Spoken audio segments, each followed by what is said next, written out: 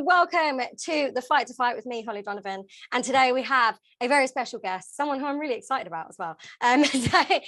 Please welcome 2 times former world champion, first ever Scottish female world champion as well. We have Hannah Rankin. Hello. Hello, lovely to see you. You too. How are you? How are you doing? Doing really well, thank you. Just got back from training, so feeling good and working hard at the moment in the gym. So I'm in a good mood. Oh, good. I'm very, very glad. I'm so sorry that you're like come home knackered and you're like doing an interview. It's fine. All part of it. Yeah. Well, I want to start by saying congratulations. You know, you're 2-time former world champion. I'm pretty sure you're going to go for a 3rd this year. I'm like, yeah. And I love the fact that you did it in Scotland. You retained it in Scotland as well. Yeah. How does it feel? You're written down in history forever. How does that feel? Do you know what? That is still probably one of my biggest achievements, actually, to be actually in the history books for Scotland as their first ever female world champion, and that can never be changed. No one can ever now do it before me or anything like that. So it's kind of it's quite a special thing to be able to say. But like I always say, my dad likes to bring me back down to earth, and he's like, "Well, at least you're the answer to a pub quiz question, Hannah." I was like, "Thanks, Dad. You know, slightly momentum." But I answered a pub quiz, so it's good. It's all right. Top marks of pub quiz, that's fine. Yeah, but I'm really proud, and the fact that I got to defend my 2 world titles at home and headline at the Hydro, that's probably a very close second to being such a special moment for me, because first female to do that, and obviously following the likes of Ricky Burns, Josh Taylor, 2 people that I totally idolize in Scotland. So I was very proud about that, and we had such an amazing turnout for that fight. And a whole plethora of people came. You know, it was a really different sort of attendance for the fight. We had lots of young girls, young boys and girls. We had grands, mums, daughters, the whole lot. There was a lot more women there, and it was a really special night. So those 2 things for me, and doing it for Scotland. Yeah. Oh, it's incredible. I also heard that you used to work at the SSE Arena. Is that right? You used to pull pints there. Yeah, I did, and it was really a very surreal moment when I was walking over there as the champion to defend my world titles, and I was like, I used to rock up here for like the Arctic Monkeys, work on like 30-man bars, pulling pints of people, and it's crazy where you can go from to, you know, what you can do in a few years, you know. You just be reminded of that. Did someone pull you a pint afterwards? Yeah, do that. I don't really drink, so like, it was. I got given a champagne toast afterwards, which was very nice actually from everybody. So. Oh, that's amazing! I love it. I want to talk about your last fight as well, because I know it obviously didn't go your way. However, what a fight! It was, you know, it still deserves congratulating, because, you know, we're at this point now where women's boxing, everyone's looking out for it. And every time there's a fight like that, it's proving a point. Look how brilliant this is. Yeah. How did you find that fight?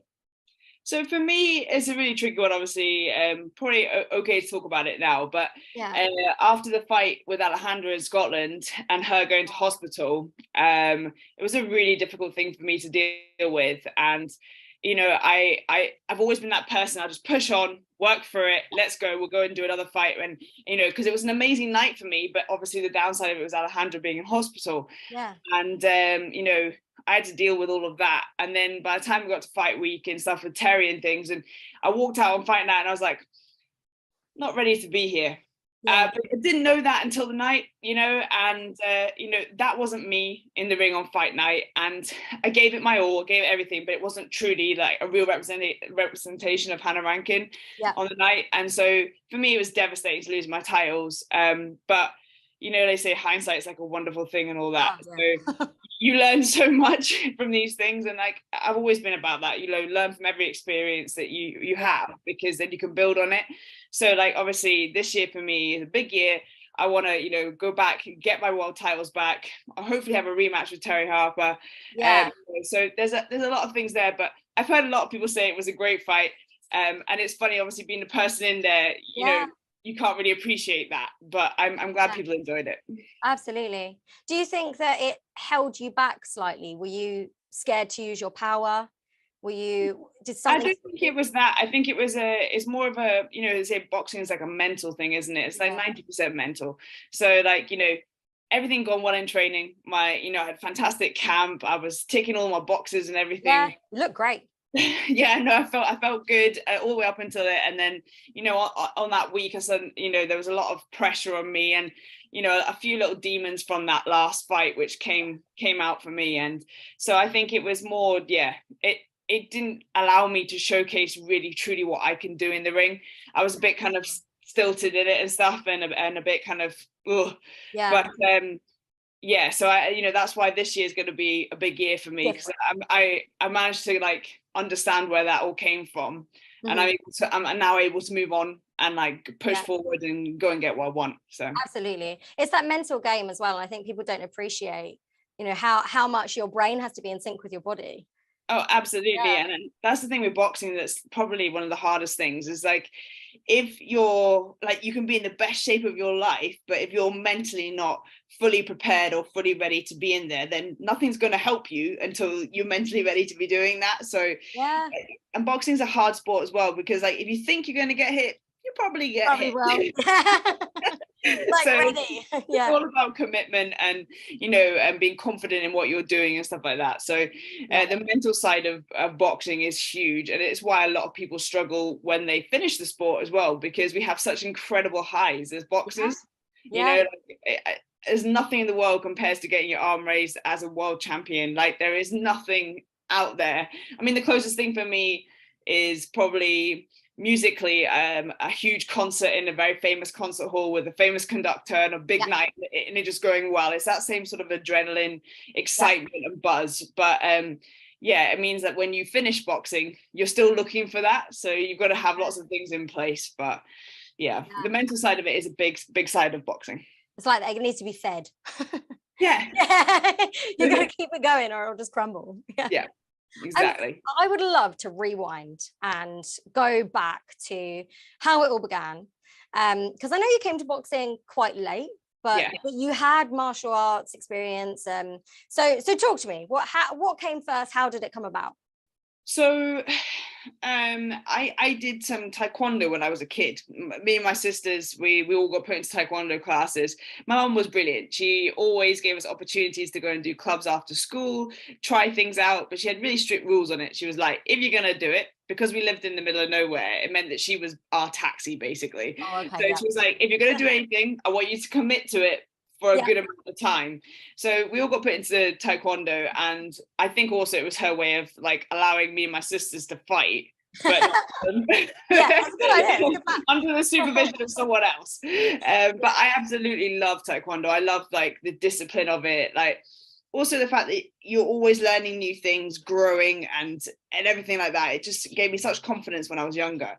But I went into my music career, ended up going on to principal study bassoon at the Royal Conservatoire of Glasgow in Scotland, and then also came down to Royal Academy of Music to do my masters. Now, it wasn't until I came back down here to do my masters that I decided to get back involved with combat sports for fitness. Because I stopped taekwondo when I was probably about 12, 13 because of my music and stuff. I was actually really focused on that. So I kind of regret it a little bit. Like, I wish I'd gone on to see where I could have gone, but it's one of those things which it kind of prepared me for life, loads of different things, like the discipline that's involved in a combat sport, and that sort of teamwork element and working with your coach and stuff, that those things that will teach you things for the future. So it was a great starting point. When I came back to it, when I moved down here for my masters, I came back into gym box, because I specifically picked the gym because I was like, they do Thai boxing, they do things like that. So I was like, okay, well, I'll go there, do combat sports. So I got there, met my coach, Noel Callan, also met Derek Sweet D Williams, who was my very first manager. And he, they got me into boxing. I just totally fell in love with it. But at the same time, I was dealing with a sort of a personal situation with my mum. She got diagnosed with cancer after my first term down here. So it was a really difficult time. And unfortunately, she passed away 6 months later. And it was such a quick time for me. Like, suddenly she was sick and then she was gone, and boxing at that point in time became a huge kind of I don't know, release for me, and sort of a support network of people that weren't my family or people that knew me, because my mum was very much involved in my music career. So you know, so for me it was very difficult, and boxing kind of was there for me, and it kind of saved me in a really dark time in my life. So yeah, I think when I've started to really get into it, I wanted to give as much back to it as possible. So you know, I got into doing some white collar fights, raised money for charity. I wanted to take it further. And I think even now at this point, kind of 18, 19 fights in, I still see it as, what can I give back to boxing? You know, what can saved you? Yeah, so much for me. And you know, if that hadn't happened, I probably would never be in boxing. So it's one of those kind of bittersweet things. But my mom never saw me fight. So for me, it's kind of like every time I go in the ring, I represent her, you know, and that's why I'm so attached to it and like so emotionally involved in what I do. So yeah, no, that's how I got into boxing. That was in my early 20s. And just found a passion for it and loved it. And that's what I'm now. Thank you so much for sharing that. That must be like, I mean, was there a place to put your frustration? Were you angry? I was angry. I was angry because my mum had worked so hard, like with us 3 kids. Like I've got 2 younger sisters, all 3 of us really independent young women. We're all working in actually male dominated environments. They're both in farming like my parents. Oh wow, okay. And I'm in boxing, of course. So it's definitely one of those things where like I was so frustrated and annoyed because she didn't drink heavily, she didn't smoke, she had a really good diet, she was a very healthy person, and for her to get cancer and then to die from it was just, it's like the ultimate kick in the teeth for somebody who lives their life really well and is a great person. So for me, I was really angry, and boxing was there. It was the one time where I could like work out so much that I could, for a split second, be so tired I couldn't forget. I could forget everything. So yeah, it was it was definitely a difficult time, and I think a lot of people find boxing a difficult time in their life. And it's one of those things, and that's why I'm such a big advocate for it being taught to young kids, and maybe getting into schools, and they're thinking about doing some in prisons as well here in the UK, which is amazing. Absolutely. There's so much you can do for people. Oh, that's incredible. It's that outlet, isn't it? And how did you manage to go? Well, I guess you never stopped doing the music, but I can imagine that being really difficult, because obviously I find music very emotive and struggling with memories and emotion. How did you like separate it, or did the boxing help you go back into the music?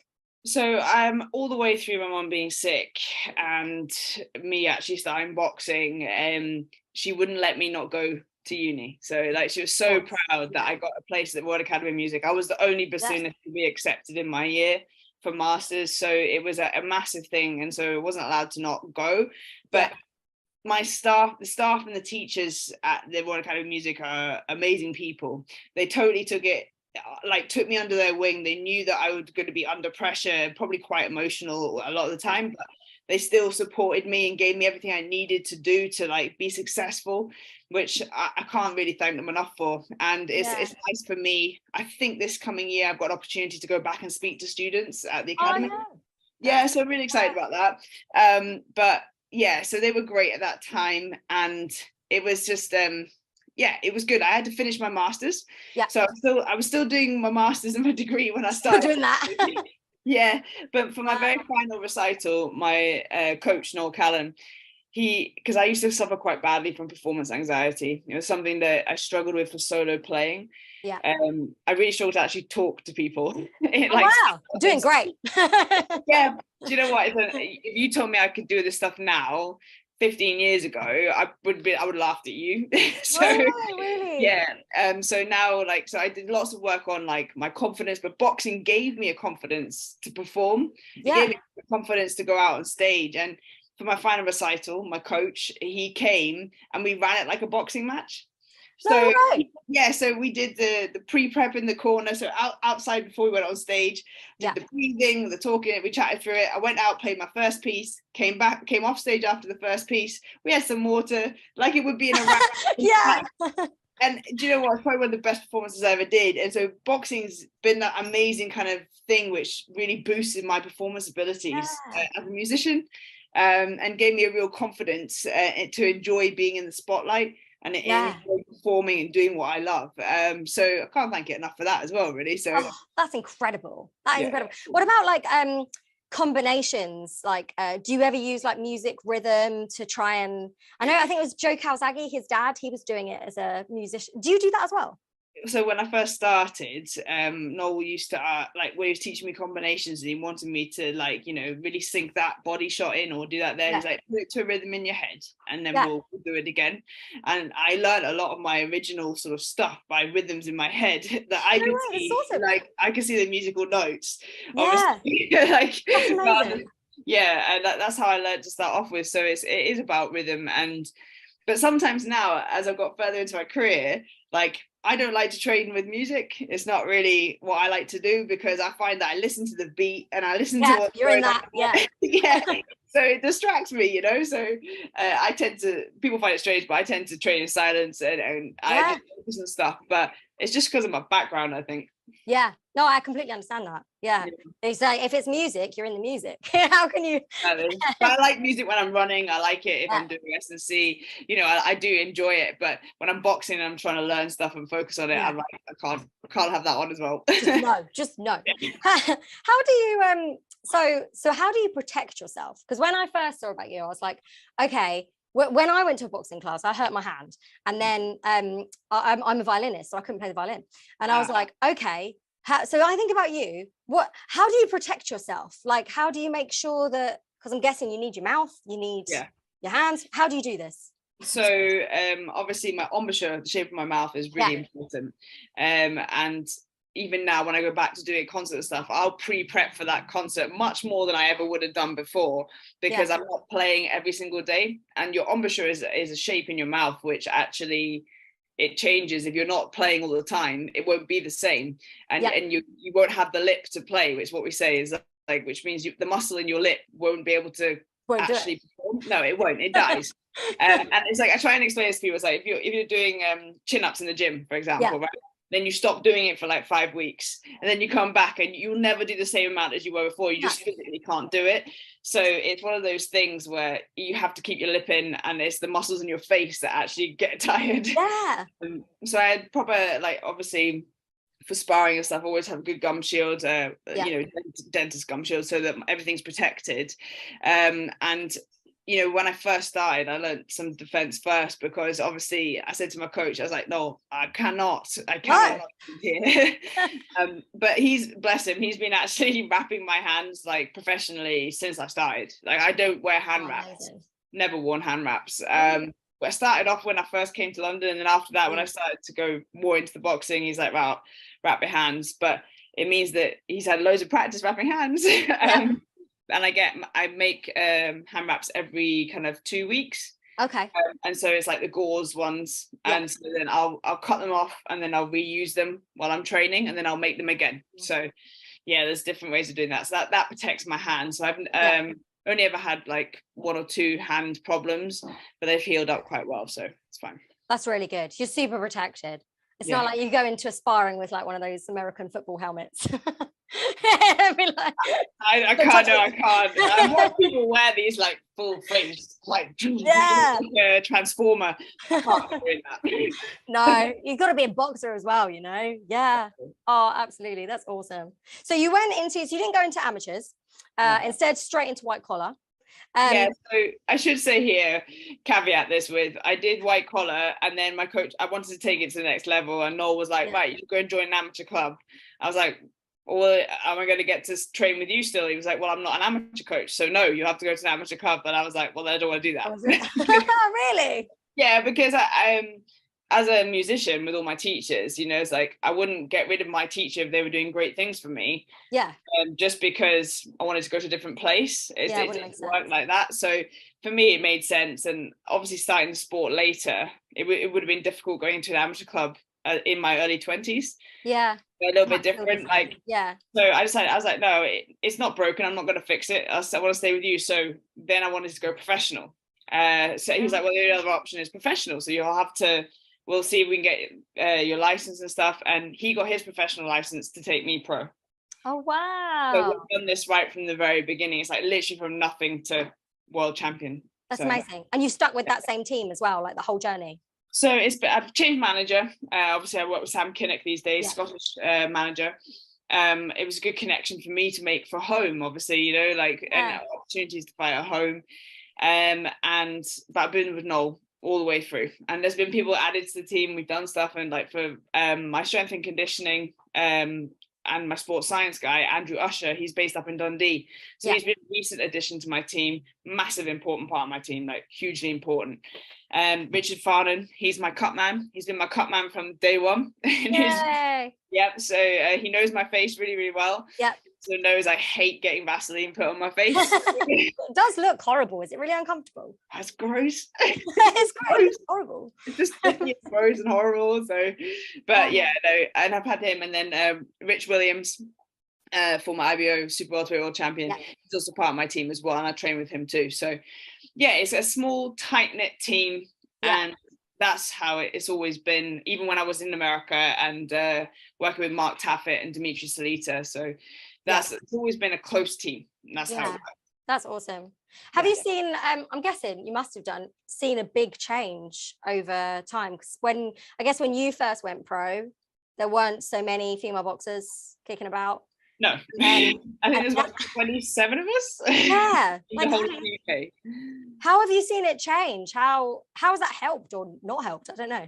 It's been amazing, actually. Like this last couple of years, like 2022 was a massive year for women's boxing, like huge. 2021 was the beginning of it. 2022, huge. This year is only going to be better as far as I'm concerned.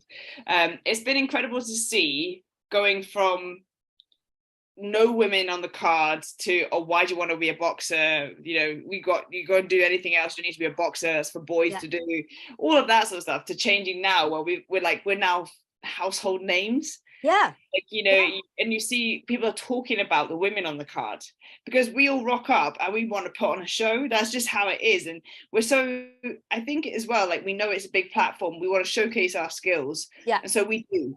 And because there's a smaller pool of women to men, we end up having the bigger fights much more regularly than the guys do.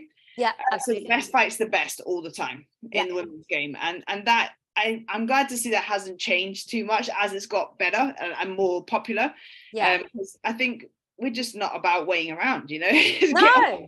Get on and have some good fights. And the thing is, to be a fighter, you have to want to fight. And this is something that I truly do believe in. It's just like, if you want to say that you're a fighter and a boxer, then you should want to fight people, and you should want to fight against the best if you want to be the best. Exactly. So I've always run that in my whole career, and you know, you can't say you want to be a fighter and then not fight people. Exactly. And it's true. The women's game has been amazing, and it's been a huge increase, and now it's not called when I first started, people used to call it lady boxing. Oh God. It's a strange phrase. No. Yeah, no. Oh God. But it's good, and I'm pleased to see that people are backing it now. Like when I first started, I always used to tell a story, but when I first started, like Noel used to phone like scaffolding companies or engineering, those kind of companies that normally sponsor boxers. And say, I've got this great fighter. We don't sponsor women. What? That's what I used to get that all the time. Now fast forward 5-6 years where I am now, and people are so much more open to female fighters. And I think also with women comes that extra bit of like, I do a lot of outreach work. I do a lot of like, I have another life outside of boxing that people want to know about. You know, so it's quite good when you're working with businesses to see what you can offer them, if you want to go and do classes for them or do talks or do that sort of thing. Like, there's a whole other way of looking at it now, and so it's not just seen as female fighters, that's a bit weird. You know? Why are you doing that? Yeah, exactly. Absolutely. What kind of outreach work are you doing? Is that like boxing and music or everything, or? So for music, basically, I have a wind quintet, and we go in various formats. Sometimes it's trio, quartet, quintet. It just depends who's around. The Coriolis Quintet, and we work with Live Music Now, and they are a company that basically delivers interactive concerts inside special educational needs schools or in care homes, which is an amazing part of my job actually, which I really love. So like that's sort of a lot of work that we enjoy doing. So we go in, we'll do an hour's interactive concert with the residents there. And it's quite nice when you're working with people who are living with Alzheimer's and dementia, because it can really sometimes spark some real emotion for them. It's fantastic. So I love doing that. And I'm an ambassador for Music for All charity. So that's my music side of things. With boxing, I work with Boxwise. I'm an ambassador for Boxwise, and they're a social enterprise. They have, I think it's 42 clubs in the UK now. They started with 4. Oh wow, this is awesome. Yeah. 42 all around the UK. And we run a program which is 10 weeks long. So we use boxing to deliver and teach things like teamwork, discipline, all of these things that you can apply in like education or life or in work going forward. And at the end of it, they graduate, and we give them options to be like, right, so if they need help into work, or if they need suggestions or support for higher education, that's what we're there for. And it's a real sort of from grassroots level to helping people. And it's all funded by the Nick Morn Foundation, and Nick's an amazing guy. He's such a nice guy, and we've just set up in Uganda. I set the first one up in South Africa. I'm going to be setting up another 2 this year, another one in Africa and one in Brazil. So wow, a really busy year for us, but we do everything from like, we work with Ukrainian refugees. We also work with we have a disabilities one in Wales, which is an amazing program actually, and it's just fantastic to see the young people really develop through that course. It's amazing. Boxing, just that's what I mean, it goes through everything. So we do stuff for veterans. Anthony Crawler works with the veterans group in Manchester. So wow, that's amazing. It's really starting to take off, and as it's going global, it's going to become hopefully a full-time charity. So at the moment it's fully funded by Nick, so the whole thing's paid for. Nice guy. He pays for the gloves, the water bottles, the t-shirts, the courses, and the most important thing we have at the club is that young people get a meal every time they attend the class. So we give them a hot meal. And I think it's just so important, especially when you come into a community, to support that aspect of it as well. Yeah, absolutely. And it was such an eye-opener when we were in South Africa, because I had made some really good connections when I fought there. And we have a family gym that I'm quite friendly with. I feel like it's my second home. I love Cape Town. I really that's amazing. But we had a lot of we had all girls for this one, so it was all young girls and all young women for the 2 groups. I know. So, and the woman Alice who owns the gym with her husband Neville and her son, they basically suggested it had to be all women, because in South Africa, unfortunately, they have a real problem with gender-based violence. Absolutely. So they wanted it just to be women, because otherwise they wouldn't feel confident. And we just saw these young women and young girls come from some like abusive backgrounds, sexual abuse and things like that, and really just growing confidence the whole week. And that was the start of it. And they've now run 3 or 4 10-week programs over there, and it's just been a huge success. So very, very proud of that. Wow, this is incredible. And it just shows as well how, like, boxing saved you, it can save them, it can transcend, it can just, it doesn't matter where you come from. And that's the most special thing about boxing. It doesn't matter what background you have, where you come from, who you are, what kind of, it doesn't matter. If you want to turn up, you want to put the work in and lace the gloves up, that's a good start. It's there for anyone, Absolutely. How do you fit it in? It feels like you do loads. How do you fit this all in? Well, I think as a, I would say that I am quite busy, but I like it that way. And also I'm very lucky to have, no Calvin, I'm very lucky to have Noel, because he's super organized. He's like a super organized, insanely organized person, which sometimes makes me like, I want to tear my hair out, because he's that kind of anally organized. But to be honest, like, it's one of those massive things which is so important as a fighter. You need somebody to help you be organized, because you're training twice a day, you're recovering, and then you've got everything else to do. But you know, as a team, like we're now a company, and there's so many things that we want to do with Team Rankin, which is outside of just my fighting, you know, the box wise side of things. As a world champion, I feel like you have a voice and you can give back to people.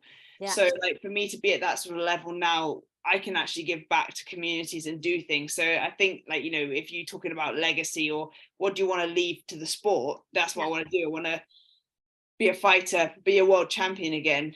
I also want to give back to other people and help people. And that's really what we're about with the Team Rankin team. So oh, that's amazing.